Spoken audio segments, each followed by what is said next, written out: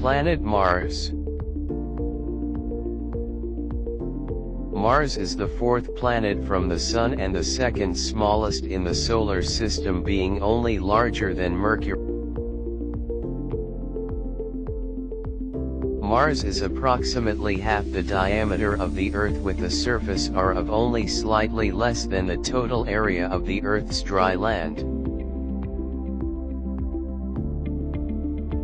Mars is less dense than Earth, having about 15% of the Earth's volume and 11% of the Earth's mass, resulting to about 38% of Earth's surface gravity. The red-orange appearance of the Martian surface is caused by iron 3 oxide or rust. It can look like butterscotch, sometimes golden, brown, and greenish depending on the minerals present. But the question is there life on Mars? The possibility of life on Mars is a subject of huge interest in astrobiology, due to its proximity and similarities on the Earth. To date, no proof has been found of past or present life on Mars, though calculative evidence shows that during the ancient Noachian time period, the surface environment of Mars had liquid water and have been habitable for microorganisms. The existence of habitable conditions does necessarily indicate presence of life.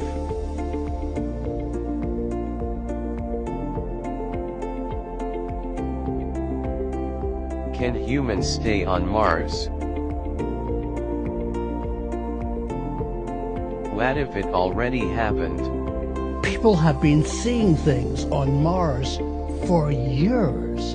Way back in 1877, Percival Lowell thought he saw canals on Mars. More recently, people thought they saw a face.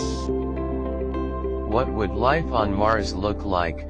Would we be able to live on the surface, or hide underground? Would we be able to terraform it? This is what if, and this is what would happen when we live on Mars.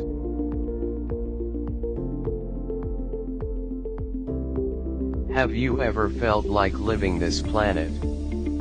Well, consider Mars. It can be as close as 50 million kilometers away. Even if you jumped in the fastest spacecraft ever launched from the Earth, getting there would take on the way from 40 days to 9.5 months, depending on the position of the planet. And after all that time in space, you finally see dry and life on Mars. But you must figure out on how to produce oxygen you breath. Because Mars's hemisphere is very thin, containing 95% carbon dioxide. Hence no fertile soils and breathing air on Mars.